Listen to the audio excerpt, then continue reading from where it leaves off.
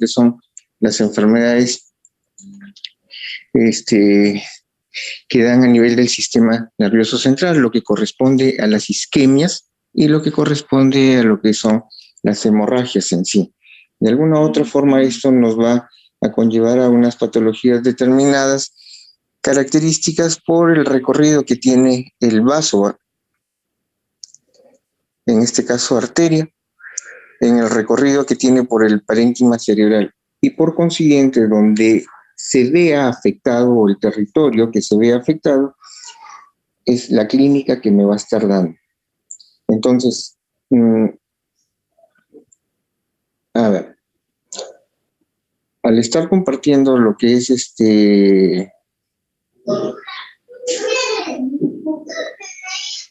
ay, Dios.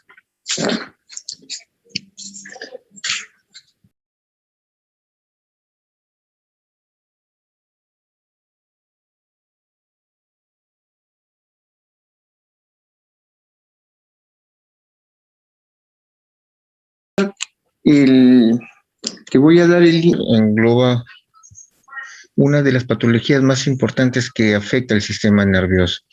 Y de ello va a depender mucho la región que se ve afectada. Acá vamos a ver vasos sanguíneos y territorio que irriga. Según el territorio afectado, es clínica.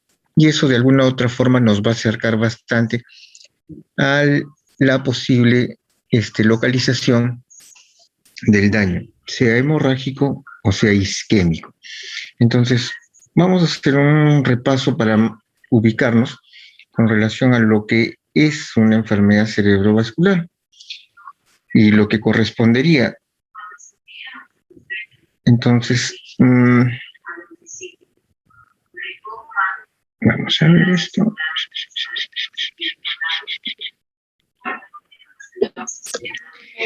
Bueno, para cuando ustedes escuchen que las personas les digan, me ha dado un derrame, generalmente es sinónimo de un ACV, lo que sería un accidente cerebrovascular, pero en realidad la terminología adecuada sería SB, una enfermedad cerebrovascular. De alguna forma, la enfermedad cerebrovascular es una anormalidad de la función cerebral que es resultado de un proceso patológico a nivel de vasos sanguíneos. Eso es lo que corresponde, eso es lo que tienen que aprenderse y hacia eso es lo que va. Stroke es una terminología también inglesa que hace mención a un síndrome neurológico focal repentino debido a una enfermedad cerebrovascular. Entonces, considerar y tener en cuenta ello. Las consideraciones a tener, así como ACV, SB, stroke, ictus, también es una terminología que hace mención a una enfermedad cerebrovascular. Ahí considerar la mayor frecuencia. La mayor frecuencia pues se da en SB isquémicos o los infartos cerebrales. Y la segunda se corresponde a lo que es lo hemorrágico en una menor proporción. En lo isquémico, acordarnos que puede ser focal y puede ser global. En lo global va más caracterizado por una situación en la cual el cese de flujo sanguíneo fue general. Se me ocurre un paro cardiorrespiratorio. Hay alteración global de la circulación, lo cual no permite que en forma general haya buena perfusión y circulación cerebral. Los segundos son los focales. Dentro de los focales hay dos a considerar. Uno de ellos es el AIT, o también como comúnmente se dice el TIA, y el otro es el ictus isquémico ya instalado como el infarto cerebral. El TIA tiene un tiempo de duración, no debe exceder más de las 24 horas, es un evento que dentro de las 12 horas se resuelve y prácticamente no deja secuela, pero de alguna u otra forma ya nos da aviso que algo está pasando. Entonces, eso es lo que debemos de estar considerando.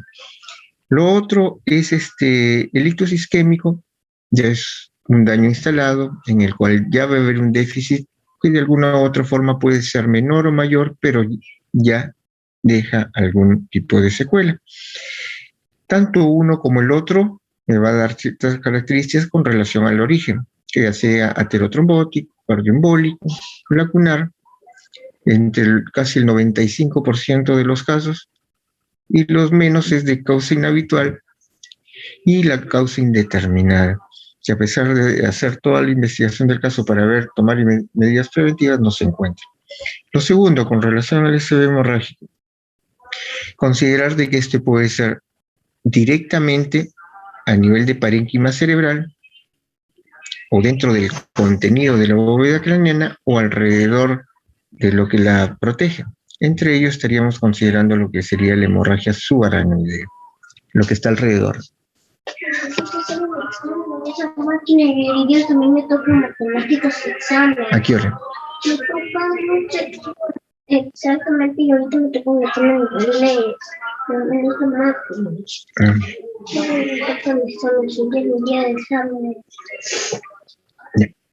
Anda hasta que ahorita veo. Ya, entonces dentro de la hemorragia intracerebral tenemos la parenquimatosis y la ventricular, la cual puede ser lobular, profunda en tronco encefálico, cerebelosa e incluso hasta medular. Ahí hay que tener en cuenta estas precisiones, acordarnos siempre de que la circulación anterior corresponde a arteria cerebral anterior y la media, la circulación posterior, a la cerebral posterior. La anterior son ramas de la carótida interna. La circulación posterior son ramas de la vertebral que se juntan y forman el tronco basilar. Y del tronco basilar sale la pica, la aica o las cerebelosas y terminan en la cerebral posterior. Entonces, si yo tengo claro lo que es mi anatomía y mi flujo cerebral, pues yo voy a saber hacia dónde va a estar encaminado mi atención. Acordarnos que puede ser coágulo, puede ser una placa de ateroma que se soltó de otro lado y viaja como émbolo y obstruye, y lo otro es la hemorragia, que es la ruptura en sí de un vaso sanguíneo. Dentro del ictus hemorrágico, pues acordarnos que puede ser por la ruptura por aumento de un tema de presión o alguna alteración en las paredes de los vasos sanguíneos que me va a dar una fragilidad y romper, y la otra es una hemorragia extracerebral, como por ejemplo la subaracnoidea. Y más externo a lo que es capaz de meninge, podemos tener los hematomas subdurales, por ejemplo, pero esto ya está más allá de lo que correspondería el contenido.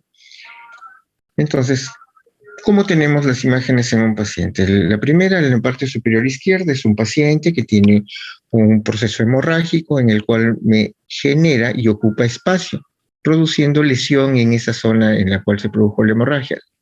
Y además, si pueden ver, tenemos una compresión del ventrículo, o sea, también ejerce efecto de masa. Es directo y secundariamente por efecto de masa. En un infarto cerebral lo que vamos a tener es la obstrucción, el cese del paso del flujo sanguíneo y por consiguiente la falta de la ausencia de nutrientes y de oxígeno hacia esa zona en la cual no llega sangre.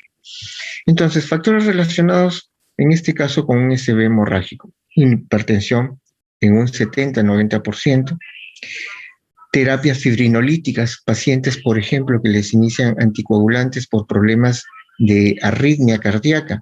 Entonces, de un problema isquémico me puedo pasar al otro hemorrágico, tenerlo en cuenta en los antecedentes. Hemorragias por angiopatía amiloide, alteración de vasos sanguíneos, por problemas de coagulación ya propios del paciente sin necesidad de medicamentos, y lo otro por alteración o malformaciones arteriovenosos como aneurismas, angiomas, cavernomas, que me pueden dar un tipo de alteración.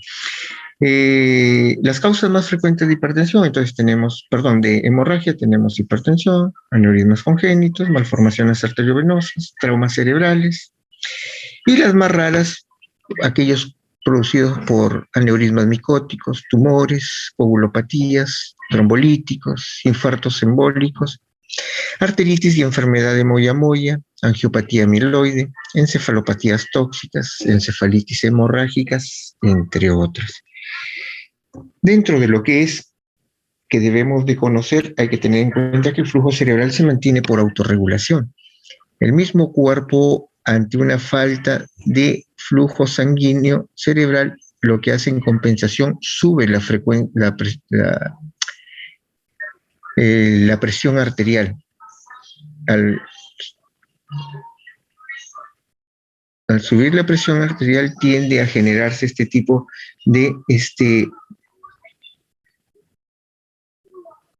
regulación con relación a lo que es el flujo. Por eso es que debemos de tener en cuenta este dato cuando veamos pacientes con infarto cerebral. ¿Qué es lo primero que hace el cuerpo? En compensación tiende a subir la presión. ¿Y qué es lo primero que hacemos cuando llegan a emergencia? Bájenle la presión. Entonces, los que han tenido la oportunidad de leer la guía americana nos habla de que las presiones arteriales en un proceso isquémico, la presión arterial sistólica yo lo puedo permitir dentro de las 24, exageradamente 48 horas, que no vaya más allá de 220, la diastólica no más allá de 120 y la presión arterial media no más allá de 110 una vez que están entre las dos. Entonces, tener en cuenta esos datos, porque, insisto, lo primero que hacemos es bajar la presión. Si esto se está dando dentro de las primeras 24 horas, no. Doctor, pero ¿qué pasa si es que mi paciente es hipertenso y él normalmente toma su medicina? No, lo que yo te estoy diciendo es que no le vamos a bajar con medicina adicional, pero sí le vamos a estar dando, si es hipertenso, que mantenga su presión. En pacientes que sufren de hemorragia, por ejemplo, no me voy a ir a la presión sistólica más allá de o hasta un límite de 220, sino ese límite va a bajar hasta 175. Igual lo que yo tengo que permitir es de que haya perfusión alrededor de la zona dañada para que no haya un daño mayor. Pero también hay otros factores que entran en el problema. Ya, entonces tenemos la regulación metabólica, el bióxido, el PO2, el pH y la presión intracerebral también. Incluso la viscosidad de la sangre son factores que entran a tallar con esto. Por otro lado, la acidosis afecta primordialmente a las células gliales, las que dan de sostén y están alrededor de las neuronas propiamente dichas. Y dicha acidosis sí, pues, comienza a producir toda una cascada con problemas de desnaturalización de proteínas, inhiben la formación de ATP mitocondrial, pero lo más dañino de ellos es la formación de radicales libres que van a generar daño en el mismo lugar de la lesión y perilesional. Entonces, una hemorragia determina hipertensión endocraniana. Recuerden que el cerebro está encerrado por una bóveda maciza que es el cráneo, lo cual no permite que esto corra y circule. Lo otro es que la hemorragia ocupa espacio, desplazando tejido sano, lo que veíamos en ese grupo de tejido post-mortem.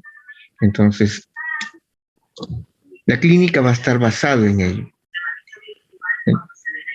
Hay un efecto de masa con desplazamiento de parénquima cerebral, hay un edema alrededor de la lesión, hay una extensión de los ventrículos, sobre todo cuando esto es intravascular, y puede haber un cuadro de hidrocefalia, la cual de alguna u otra forma nos genera los cuadros de hipertensión endocraniana. Entonces, ¿qué es lo que tenemos? ¿Cómo debemos de actuar? La hemorragia se destiene frontalmente a formarse un coágulo de plaquetas, fibrina y glóbulos rojos, pero esto me va a generar un edema vasogénico, lo cual puede aumentar en el lapso de 48 horas la presión intracerebral, dando una sintomatología mayor y alterando el estado del sensorio del paciente. Y en tercer lugar, el volumen de la hemorragia y el edema me genera un problema mucho mayor, produciendo un tema con alteración de hemosiderina. Entonces, esto de alguna u otra forma nos genera un daño que es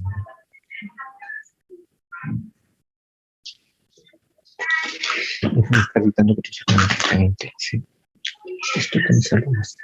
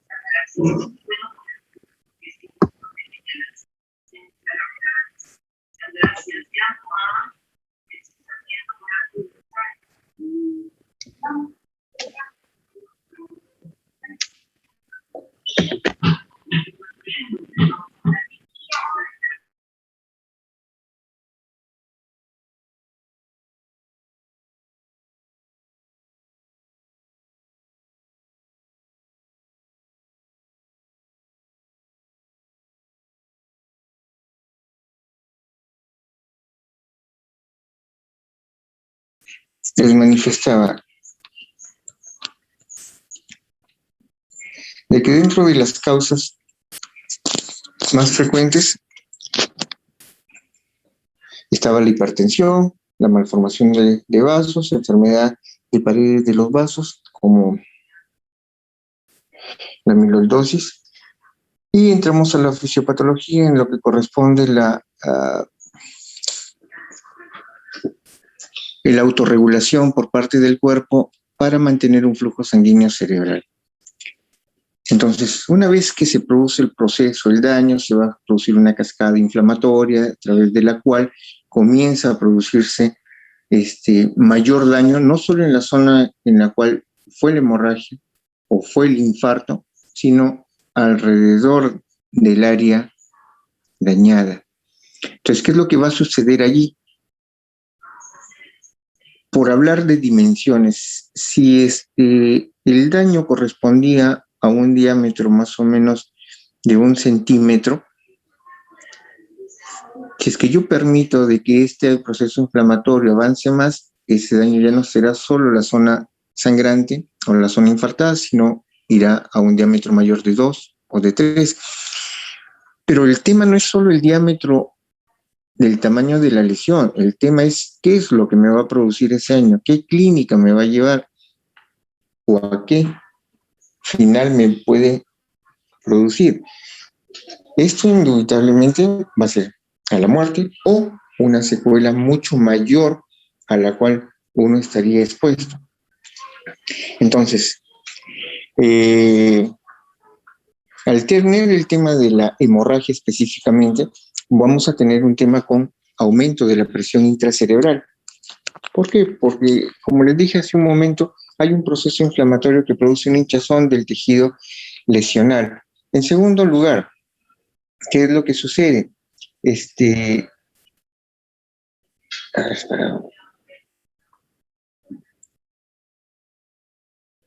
Ya. La hemorragia ocupa espacio y ese espacio me va a comprimir tejido sano. Entonces, produce disección de fibras axonales, específicamente sustancia blanca, la cual me va a producir un daño mucho mayor. Entonces, lo que dijimos hace un momento, ese efecto de masa produce desplazamiento de parénquima o de tejido cerebral. Posteriormente, ese edema que tiende a producirse me puede generar una isquemia alrededor. Recuerden que estamos presionando tejido y al presionar o al comprimir, voy a comprimir también vasos sanguíneos.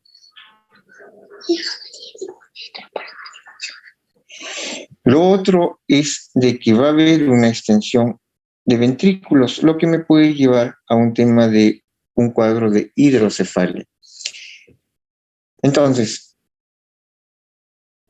¿cómo más o menos funciona esto? Inmediatamente que sucede la hemorragia,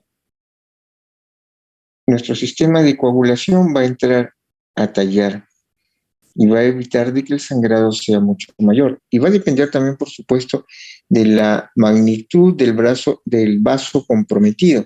Me explico. Una cosa es que el sangrado sea a nivel de un capilar, de una arteriola o de una arteria. Es obvio que si es que es a mayor calibre, el volumen de sangrado que va a salir es mucho mayor y la demora en generar el tema de la coagulación va a ser mucho más extenso.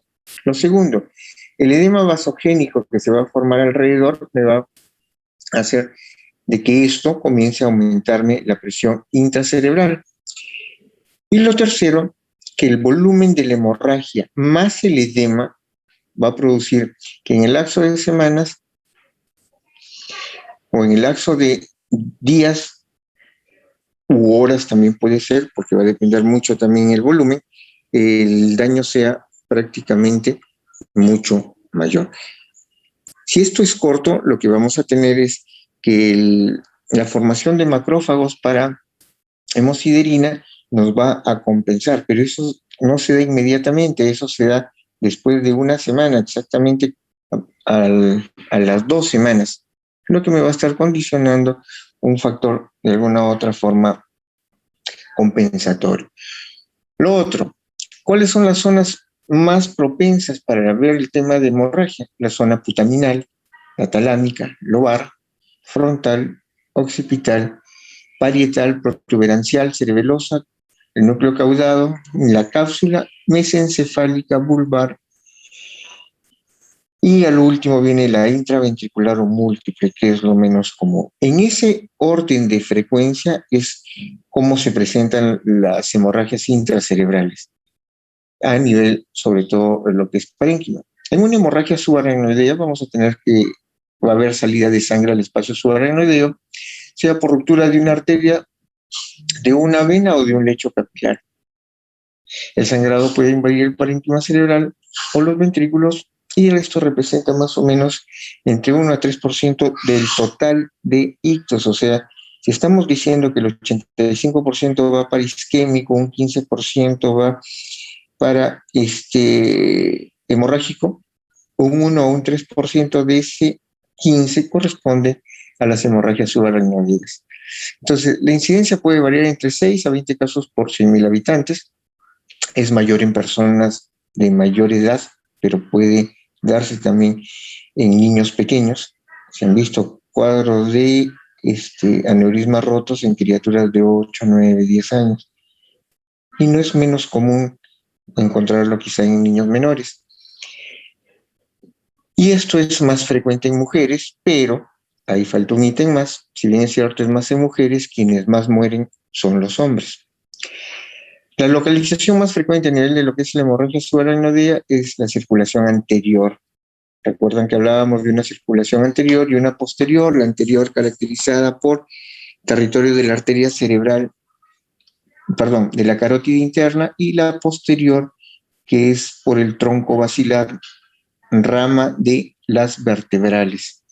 Entonces, en la circulación anterior tenemos que entre el 90 al 95% de estas hemorragias se dan en ese lugar, siendo la de mayor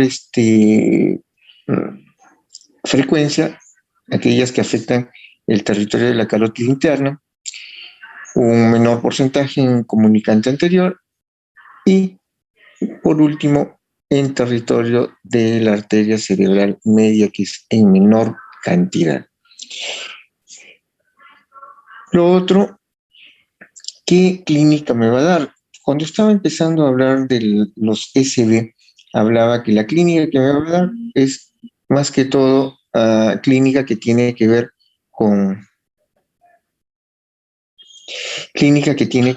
el lugar de localización del daño. Entonces, en esta situación, ¿qué es lo que vamos a tener? Por ejemplo, si me afecta el nervio o el recorrido del nervio óptico, me va a producir una atrofia óptica, un síndrome quiasmático. Si tengo un síndrome quiasmático, ¿qué es lo que voy a tener? Una hemianopsia heterónima, o sea, no voy a ver hacia los lados, mi visión va a ser más central. Una parálisis oculomotora, una neuralgia del trigémino, un espasmo hemifacial, un síndrome del ángulo pontocerebeloso y otros síndromes de pares craneales. Ojo, muchas veces la presentación de un aneurisma que aún no se ha roto puede ser de que por su localización el saco aneurismático me comprima alguna de estas vías nerviosas que estamos hablando, y por consiguiente me esté dando la clínica que manifestaba. Por ejemplo, si me viene un paciente con una neuralgia del trigémino, es mi deber investigar si esto no corresponde a algún problema aneurismático que me esté comprimiendo al nervio trigémino en su recorrido. Lo mismo por una parálisis facial. O si tengo alguna parálisis de algún oculomotor sin ningún antecedente de alguna enfermedad metabólica, como por ejemplo diabetes, que también me puede dar. Si es cualquiera de estas clínicas sin necesidad de hemorragia, debería de investigar con un estudio de imágenes. Una resonancia puede ser con más una angioresonancia, donde vemos recorrido de vasos. Entonces, con ello ya nos quedaríamos un poco más tranquilos. Los espasmos hemifaciales, en aquellos pacientes que vienen con contractura de un lado de la cara, entonces también puede estar dentro de la patología que podríamos estar encontrando. Entonces, ¿cómo es que viene el paciente? Y esto aplica para parte de lo que es la hemorragia intraparenquimatosa, que nos debe hacer sospechar ante un cuadro súbito. Cuando tengo un paciente que me viene con un déficit motor,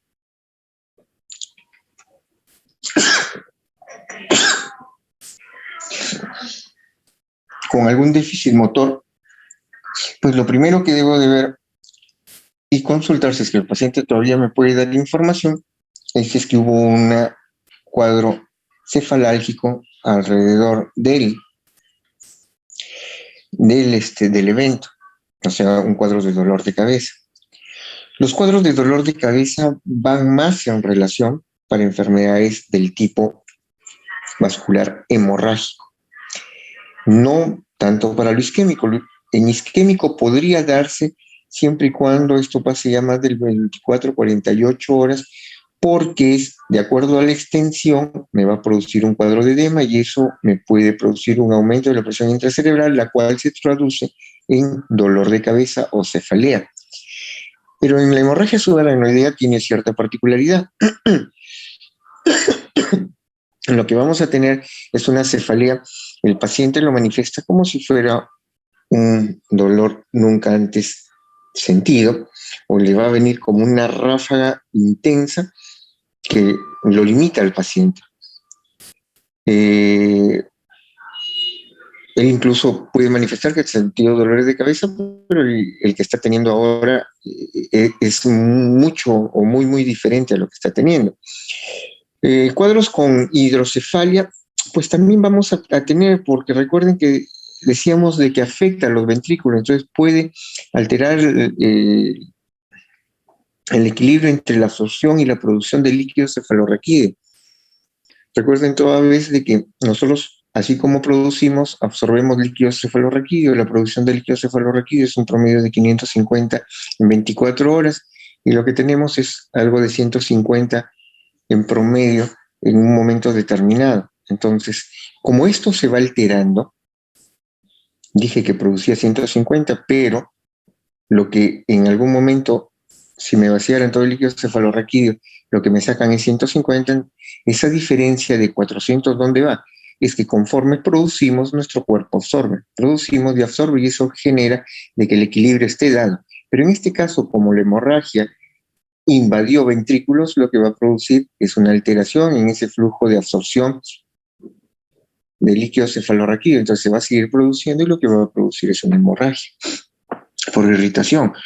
Lo otro, siempre y cuando la hemorragia sea en corteza cerebral, sobre todo en corteza cerebral, me puede desencadenar o invada corteza cerebral, me puede llegar a desencadenar cuadro de convulsiones. Tener en cuenta ello. Lo otro, como estábamos viendo, nos puede producir problemas quiasmáticos. A nivel del quiasma, casi a esa altura, tengo la hipófisis. Entonces, si es un sáculo o un saco aracnoideo, el cual me está comprimiendo, hipófisis me va a dar alteraciones con relación a la función de la hipófisis, traducida muchas veces en un panhipopituitarismo. Y en último lugar, lo que se producen son los ataques isquémicos transitorios o embolias en el territorio distal al aneurisma. Recuerden que es un sáculo, y ese sáculo me va a generar de alguna u otra forma una alteración y cierta turbulencia en esa pequeña zona, lo cual me va a generar o me puede generar coágulos y coágulos pequeños. Entonces hay que tener en cuenta ese dato con relación a ciertos TIAs o ataques isquémicos transitorios. En hemorragia manejamos bastante lo que es la escala de Fisher. Acá vamos a tener, para ver más que todo cuán grande es la extensión del sangrado. A veces no es notorio, pero hay signos meningios. Otras veces es menor de 1 grado, perdón, de 1 milímetro, y al ser menor de 1 milímetro está más centrado en una zona determinada. Hay otros que son mayores de 1 milímetro, que ya hay un compromiso mayor de parénquima, y posteriormente puede haber una invasión ventricular, que sería uno de 4 grado. Entonces, considerar estos datos, porque eso también es hasta en cierta forma pronóstico. Si algún paciente les viene y ustedes ven que el sangrado es muy menor, apenas hay una hipodensidad que es notoria, ese estado en 12, 24 horas o en 6 horas puede cambiar si es que al paciente no le evito cualquier problema que me pueda generar un aumento de la presión intracerebral. Se me ocurre que el paciente sea estreñido.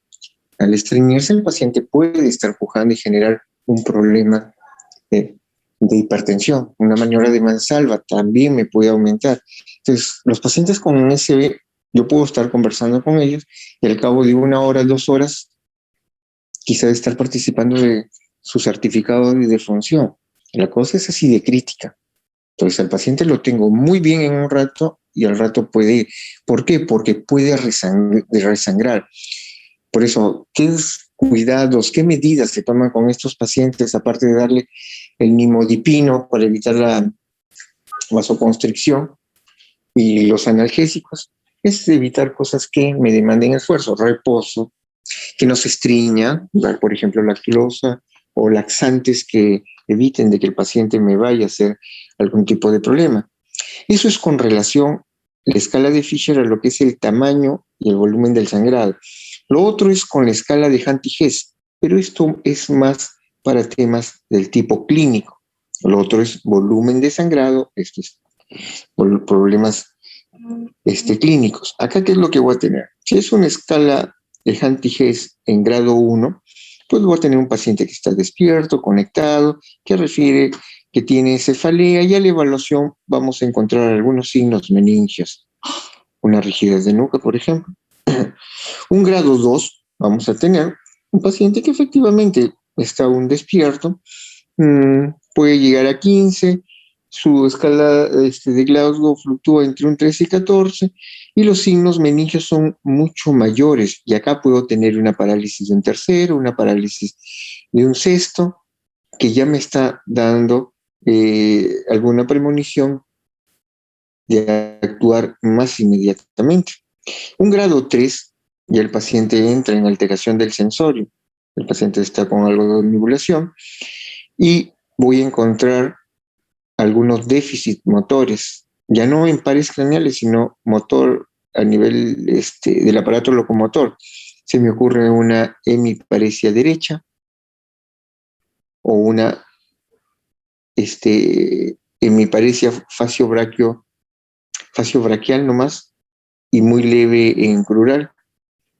En un grado 4, acá sí ya la cosa está más complicada, el paciente entra en estupor y los signos se hacen focales.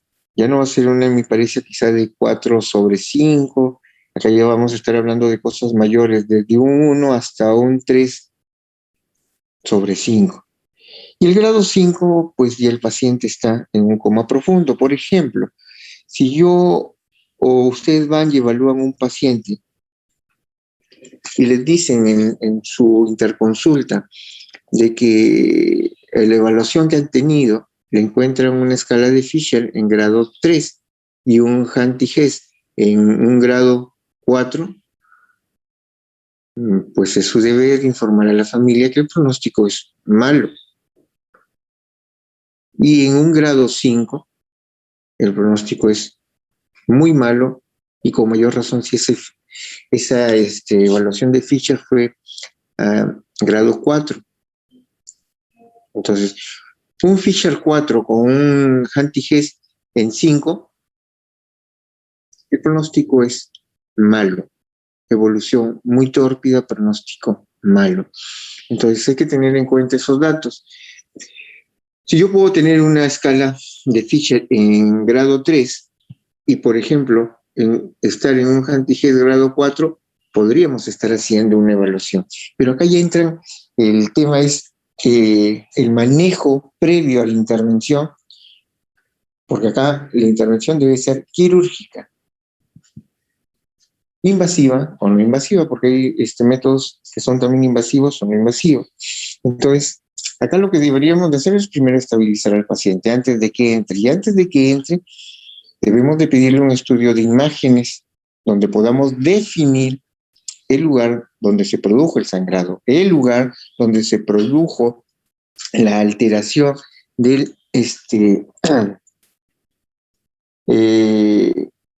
la alteración o ruptura del vaso del saco aneurismático. ¿Por qué? Porque si voy a abrir a un paciente que está con hemorragia, el paciente se me va a ir en sangre, porque no voy a saber dónde ir y clampar. Entonces, no es mejor abrir a un paciente o intervenirlo a un paciente si es que no tengo la localización. ¿Qué es lo que hacemos? Imágenes como tomografía y angiotem para ver vasos sanguíneos, o resonancia para ver localización del sangrado y localización de vaso sanguíneo a través de la angioresonancia. Cuando escuchen angio se refiere a vaso, angiotem, angioresonancia, angiotomografía o angioresonancia. Pero el gol estándar para esto es la panarteriografía cerebral o la angiografía cerebral, en la cual se inserta una sustancia de contraste y al paciente se le va tomando una serie de tomas que va en forma seriada y se ve todo el recorrido de vasos en fase arterial y en fase venosa para determinar hacia qué lugar es donde está la lesión. Entonces, si es que no se hace ello, pues definitivamente mi pronóstico no va a ser el que mejor pueda estar teniendo. Por ejemplo, acá tenemos un sangrado. Si ustedes ven, las flechas me describen las zonas donde se produjo. Son imágenes de tomografía, por si acaso, donde podemos ver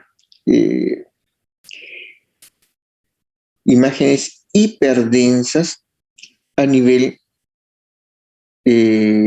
quiasmático casi. Y se ve casi en todo el recorrido por donde pasa meninges. Es como que le hubiera puesto una solución de contraste y me graficara más. El sangrado llega a invadir algo, ventrículos, no es un sangrado mayor. Cuando el paciente está en decúbito dorsal, se van a dar cuenta que el sangrado tiende a ir mucho hacia la parte inferior, y acá lo que estamos viendo es que los plexos coroideos, esas imágenes hiperdensas que vemos, son las que están hiperdensas. No es esto sangrado por si acaso. Lo que vemos ahí corresponde a los plexos. Lo que sí es, cuando habla la cisterna perimesencefálica, es la que corresponde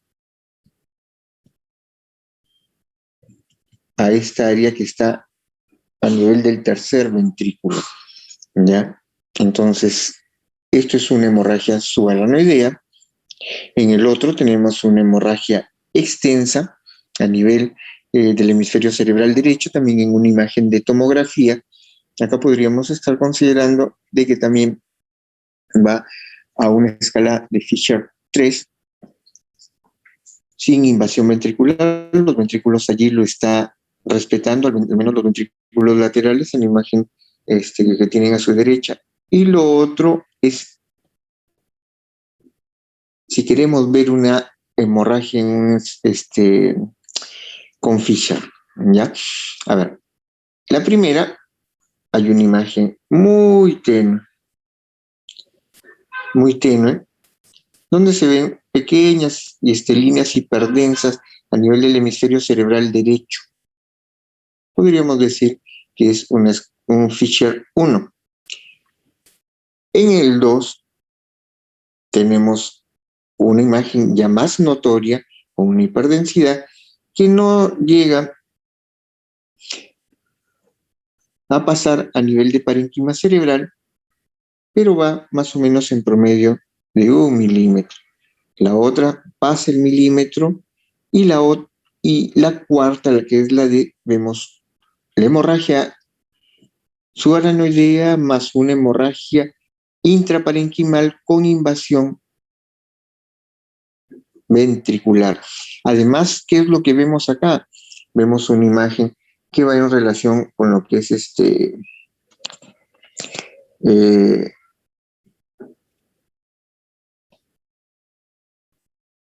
con lo que es hidrocefalia. A ver, vamos a ver. Miren acá, esta es la hemorragia intraparenquimal, está dentro del cerebro. Hay invasión de ventrículos acá, en el cuarto. Y hay otra cosa más a este nivel. A este nivel lo que vemos, hay ya una hidrocefalia. ¿Qué vemos acá? Hay un aumento de tamaño de las astas temporales. Entonces, este paciente ya está en una escala de Fisher grado 4.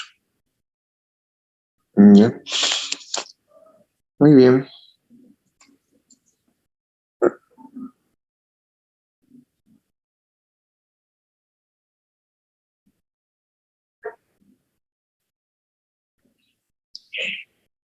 Entonces, ¿cómo tratamos un ictus en emergencia? Porque ya hemos visto, ya más o menos sabemos, ya sabemos que es el dolor, que el paciente lo refiere como nunca antes sentido, que es muy intenso. ¿Cómo lo vamos a tratar?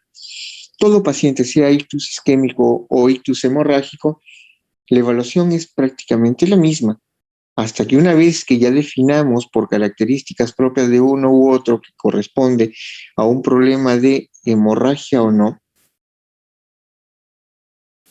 el trato es para todos por igual. Entonces, los pacientes con sospecha de ictus requieren una urgente evaluación para identificar a quienes pueden ser elegidos para una terapia aguda. Por ejemplo, una terapia aguda, una trombolisis. Una aproximación sistémica al diagnóstico mejora la probabilidad de identificar correctamente a nuestros pacientes. Pues sí, porque si alguien les viene y les dice, mire, estaba de lo mejor y mi papá es hipertenso, no toma su medicina y se quejó de un dolor intenso en la cabeza y a la hora de evaluarlo vemos que tiene una hemiparesia derecha, pues mi primera sospecha antes de que tenga la tomografía sería de que el cuadro puede haberse debido a una hemorragia más que una isquemia. Y ojo, y remarco con negrita y lo subrayo, pueda, hablo de probabilidad clínica, no estoy confirmando. Lo que me va a estar confirmando mi sospecha es la imagen diagnóstica. ¿Ya? Entonces, bajo circunstancias ideales, el paciente es capaz de proveer, sí, porque si no me llegó a afectar, es una imagen, o tengo un paciente con una hemorragia putaminal, el que me va a estar dando la información es el paciente. Entonces, él me va a decir en qué momentos más o menos se dio. O si es un infarto a nivel de lo que es cápsula interna, el paciente me puede dar información. Y esto va a marcar la diferencia a saber si es que fue dentro de las 4 primeras horas o si es que fue ya después de 8 horas que me lo están trayendo el paciente. Entonces va a definirme qué conducta seguir. La historia debería centrarse en elegir la información que establezca si es posible el uso de terapia trombolítica, lo que les estaba hablando los tiempos, y la identificación de potenciales condicionantes que incluyan esto. Por ejemplo, que sea una persona muy mayor de edad y que la evaluación en la escala de NIS sea muy alta. Eso significaría que la alteración del vaso sanguíneo es un vaso muy grande, lo que conllevaría a que esto me pueda dar, más que un beneficio, una complicación. ¿A qué me refiero? De que esto puede estar en relación con un tema de una transformación hemorrágica. Entonces, el uso de ciertas señas como antes o después de almuerzo me va a dar ciertos parámetros para ver los horarios, lo que les decía. O lo otro, por ejemplo, si yo tengo sospecha de un paciente que me viene con un SB isquémico y quiero ver la posibilidad si lo hago beneficiario de una trombolisis, tengo el factor activador del plasminógeno que de alguna u otra forma me va a ayudar, tengo en farmacia, tengo al paciente con una clínica muy sugestiva, mi valoración me lo hace propicio, es una persona de 70 años, entonces quiero darle una mejor calidad con relación a ello. Entonces, ¿cómo? Pero si me lo traen a las 6 de la mañana. Señora, ¿cómo estuvo su esposo ayer? Doctor, mi esposo se fue a dormir normal. Hemos conversado normal, hemos interactuado normal. Y lo que pasó es de que se fue a dormir, hemos estado durmiendo normal. Él siempre se levanta a eso de las 2, 3 a orinar por su problema de la próstata. Incluso yo lo he sentido, doctor, que se levantó, ha ido al baño y ha regresado. Entonces, si me está diciendo, al paciente lo estoy recibiendo a las 6 de la mañana, y la señora me dice que ella lo ha sentido que entre 2 y 3, que es su horario, que él generalmente por problemas de próstata se levanta para ir al baño, pues me da un margen. Por eso, como dice, el uso de ciertas señales, como antes o después del almuerzo, en este caso del ejemplo que les estoy poniendo, hay algo habitual que él hace, levantarse entre 2 y 3 y regresar a su cama. Lo hizo, entonces me queda el margen de tiempo que entre 2 a 6 que me lo están trayendo al paciente, le dio el evento. Puede haber sido media hora antes de que venga o puede haber sido 4 horas antes. La guía americana me habla para un margen de seguridad mayor, 4 horas y media, antes estaba en 3 horas y media, eso lo han subido a 4 horas y media, incluso hablan de 6, pero 6 bajo determinadas circunstancias. Tomen el margen de 4 horas y media. En este caso, inmediatamente mi paciente lo ingreso a tomografía, no hay evidencia de sangrado, paciente tributario de trombolisis, en el cual le aplico el RTPA a dosis de 0.9 miligramos por kilo de peso, le administro el 10% en el lapso de 1 minuto y el resto lentamente por el lapso de media hora. Y eso me puede marcar la diferencia en hacer una buena historia. En algunos establecimientos, el tiempo se obtiene como algunas preguntas: ¿cuándo fue la última vez que lo vio bien? Es el ejemplo que les he puesto. O no, salió normal, se fue al trabajo y me lo han traído a las 11, me lo traen a la casa. ¿Y a qué hora desayuno, señora? A las 8, 8 y cuarto se fue al trabajo. Entonces tengo un margen de tiempo por el cual puedo trabajar. La naturaleza de los síntomas de inicio debe ser obtenido cuando sea posible. Por ejemplo, cuando el inicio es sobre todo abrupto. Investigar sobre los factores de riesgo de la enfermedad vascular como de otros también. Los síntomas importantes como cefalea son de gran importancia. Concomitantemente la obtención de datos por parte del personal de emergencia o lo que traen, lo que funciona en otros lados, la línea 111 o 511, cuando los llevan al paciente en situación de emergencia, ellos son los que van dando los datos. Adicionalmente, la presencia de afasia o negligencia limitará la capacidad del paciente para brindar información. Sí, pues porque si es que no es alguien que es muy cercano a él y el paciente está con ese grado de alteración y no poder dar una información adecuada, lo que yo puedo hacer por él es muy bajo, casi nada. Entonces, todo lo que estamos viendo acá es cómo deberíamos actuar con el paciente niño bien. Y una vez que ya está, la evaluación neurológica es básica. Entonces, debemos de tener en cuenta la escala de NIS. Es un referente para lo que en algunas instituciones lo usan. Es una escala que valora función motora, sobre todo, valorada en estos ítems: apertura ocular, movimiento de un brazo, movimiento del otro, cómo se expresa, ¿no? Y cada uno me va a dar una valoración.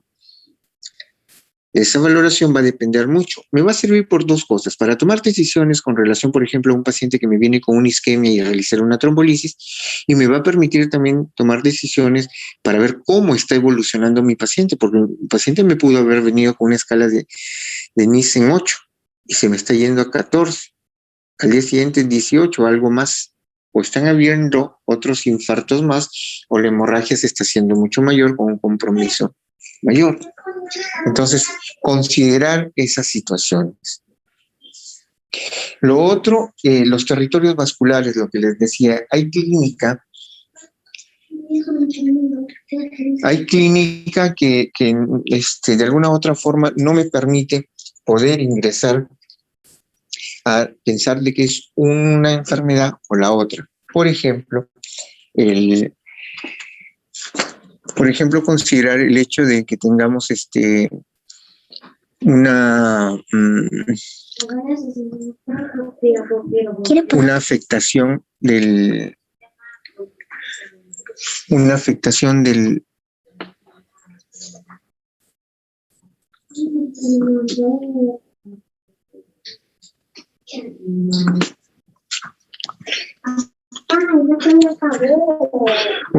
a nivel de territorio cerebral medio.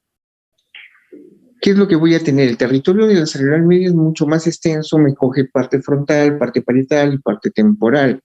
Entonces, de alguna u otra forma, considerar en lo que es el territorio de la arteria cerebral media afectaciones del tipo motora, del tipo sensitiva, del tipo de funciones mentales superiores como el lenguaje, porque acá vamos a tener afasia, y de par craneal, porque voy a tener afectación de un campo visual, voy a tener hemianopsia homónima de un lado.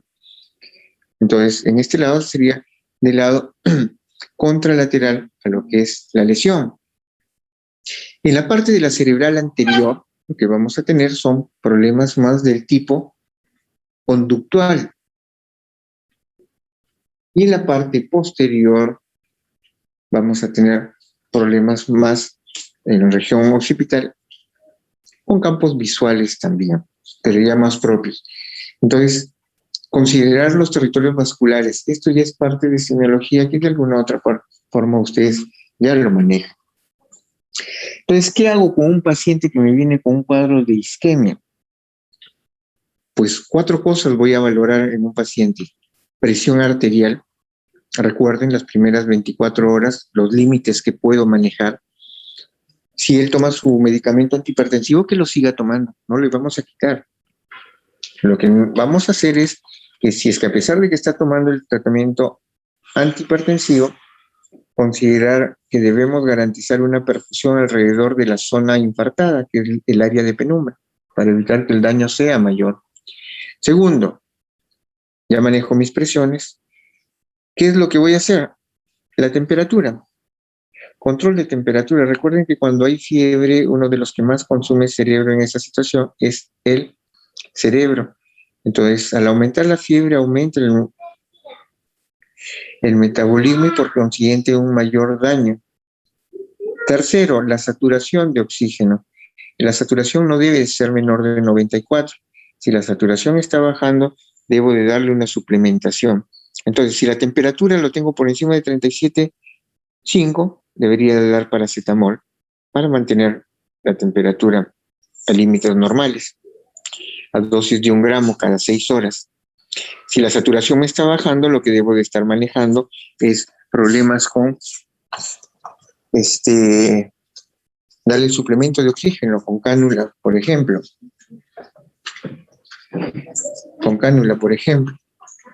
Entonces, si tengo problemas con la glicemia, que es el cuarto punto que debo de evaluar en un paciente que me viene, dos cosas. La glicemia no me debe bajar menos de 80 ni estar por encima de 180. Si están en ambos extremos, pasando ambos extremos, lo que debo de considerar es el tratamiento. Y iniciar una terapia. Si es un paciente con un cuadro de arritmia, por ejemplo, que es uno de los principales causantes de infartos, una fibrilación auricular, me va a ayudar darle aspirina, me va a ayudar darle atorvastatina, pues el tema ahí es dar anticoagulantes, pero hay que ver el infarto y la extensión del infarto. Recuerden que los infartos extensos, como el de la arteria cerebral media, en el transcurso de las 48 horas tienden a tener o a convertirse en hemorrágicos. Y si es que yo inicio una anticoagulación temprana en un infarto extenso, lo que voy a originar es de que el paciente se me vaya en sangre. Si pensé salvarlo, lo que voy a hacer es sumarle una complicación más al paciente. Entonces, considerar estas situaciones. Si es un infarto de la arteria cerebral media, posponer el tema de la anticoagulación en un paciente con fibrilación e iniciar tratamientos con antiplaquetarios. ¿Cuáles son? Aspirina, más conocido como aspirina, pero en realidad es el ácido acetil salicílico, a dosis de 300 miligramos, dosis de ataque, o incluso clopidogrel, que también es otro de los agregantes, en dosis de ataque que puede llegar hasta 300 miligramos el primer día. Posteriormente a ello, lo que vamos a tener el ácido acetil salicílico o aspirina a dosis que puedan ir entre 80 a 100 miligramos por día, no la de 500 miligramos que tiene acción antipirética, antiinflamatoria y analgésica, no, la dosis de 80 a 100. O el clopidogrel. La pregunta sería, doctor, tengo un familiar que me aconseja o qué haría yo como médico, ¿cuál de los dos le doy? Miren, en el transcurso del tiempo, hasta ahorita no hay ningún medicamento antiagregante que le haya ganado en la capacidad o en su acción a la aspirina. La igualan, mas no la pasan. Y clopidogrel hace ello. La diferencia entre elegir, por ejemplo, clopidogrel o aspirina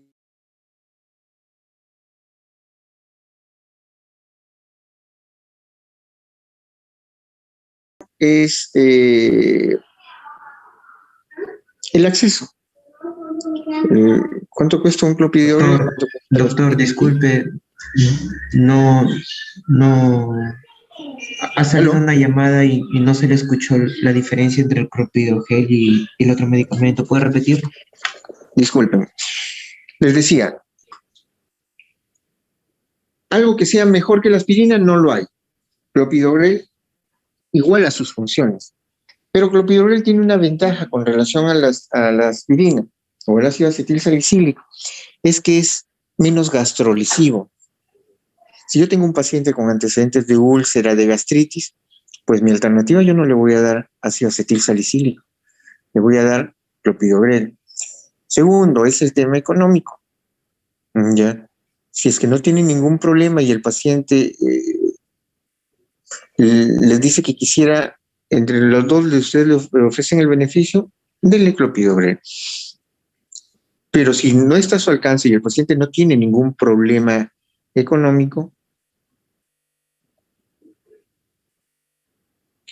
y lo que tengo en los hospitales es solo ácido acetil salicílico, lo que debería darle es hasta en dosis de 80 a 100 miligramos. ¿Y qué más le damos, doctor? Si es que no es un problema, insisto, de arritmia, después de 2-3 días le podemos estar instalando el tema con las estatinas, entre ellas la atorvastatina, en dosis que van de 40 a 80. La guía americana habla de 80. no a dosis de 10 ni dosis de 20. No es para bajar el nivel del colesterol. Este nivel de dosis se les ha encontrado de que tiene un beneficio antiinflamatorio más que todo. Por eso es las dosis recomendadas entre 40 y 80. La pregunta es, doctor, ¿hasta cuándo les van a preguntar? Tanto aspirina con atorvastatina o tanto clopidogrel como atorvastatina o cualquier otra estatina, se da de por vida, salvo de que hayan algunos problemas en el transcurso, como por ejemplo, que empiece a tener dolor muscular. Recuerden que las estatinas me pueden afectar musculatura, fiebre muscular. Entonces, si no es ello, eso es el tratamiento y monitoreo del paciente. Otra cosa más. Doctor, yo he visto que algunos les dan de comer desde el primer día. Pues el infarto es pequeño. No hay problema, le puedo dar. Instaurar la vía digestiva lo más antes posible. Si el paciente está con una alteración del sensorio, su sonda nasogástrica. Si el paciente está muy despierto, pero tiene una abolición de reflejo nauseoso, sonda nasogástrica. Entonces, considerar ello. Si se dan cuenta, ¿le dieron algo de extraordinario? ¿Le dieron antibióticos? No. ¿Le dieron anticonvulsivos para temas específicos de isquemia? No. Doctor, pero si le salió en la imagen de tomografía que tenía una hemorragia putaminal y lo único que el paciente tiene ahorita es una hemiparesia y aparte está con el dolor, ¿le instauro la alimentación? La respuesta es sí, está despierto, lo tengo en el hospital y lo estoy monitoreando, ¿es así? Si la hemorragia no es tan extensa, se absorbe sola se absorbe con la mejoría. Por ejemplo, acá tenemos una hemorragia por una angiopatía amiloide que está muy focalizada a nivel de la región frontal izquierda en una imagen de resonancia en secuencia T2. ¿Por qué decimos que es T2? Porque el líquido se ve blanquecino. ¿Qué podemos sacarle más de provecho a esta imagen? Si ustedes se dan cuenta, en el lado de la lesión hay como un halo blanquecino alrededor o una imagen hiperintensa.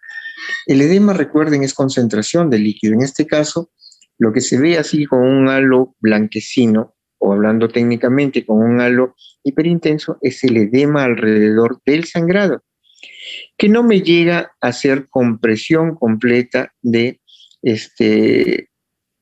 no me llega a desviar línea media, pero si ustedes comparan el ventrículo derecho con el izquierdo, se van a dar cuenta que en el ventrículo derecho hay una compresión, está haciendo efecto de masa, me está comprimiendo el ventrículo lateral derecho.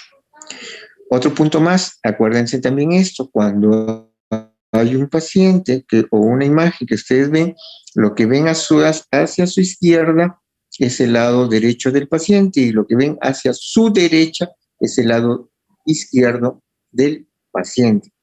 Ustedes es como que lo vieran a través de un espejo, es contrario, ¿ya?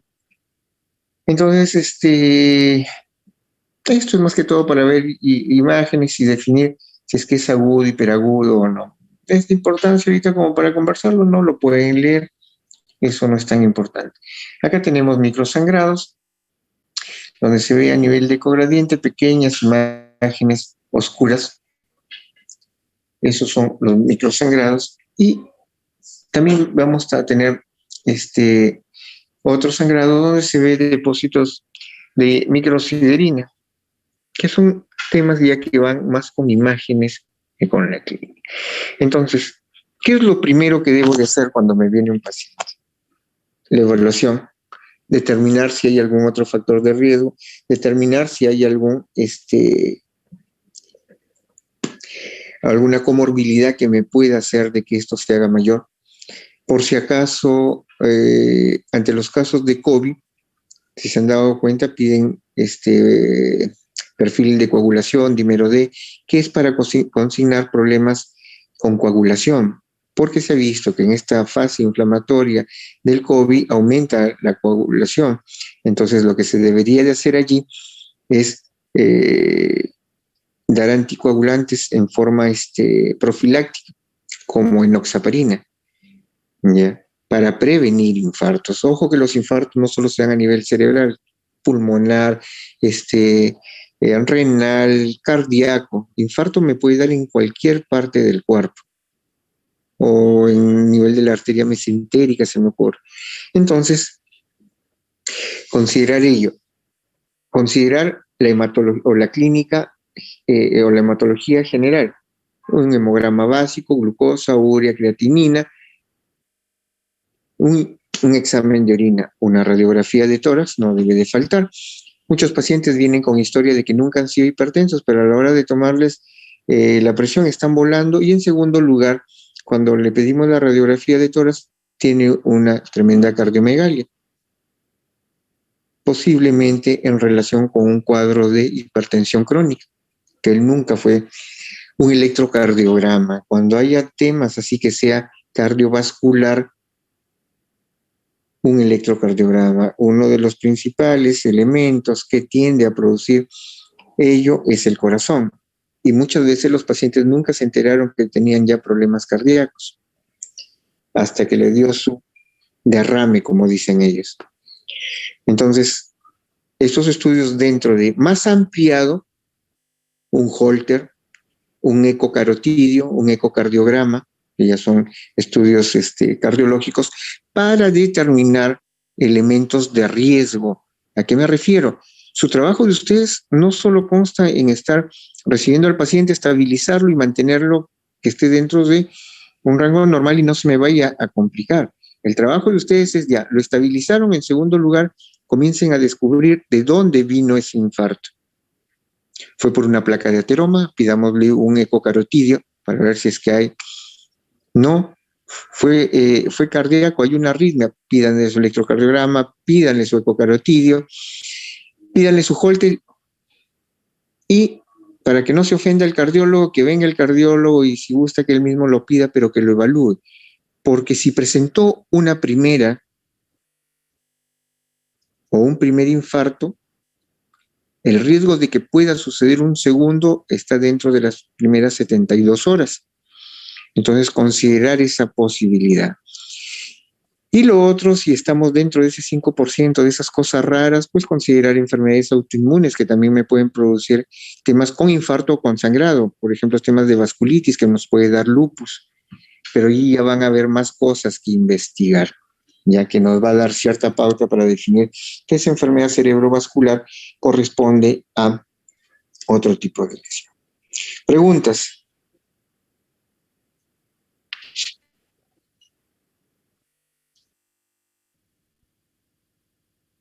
¿Preguntas, jóvenes?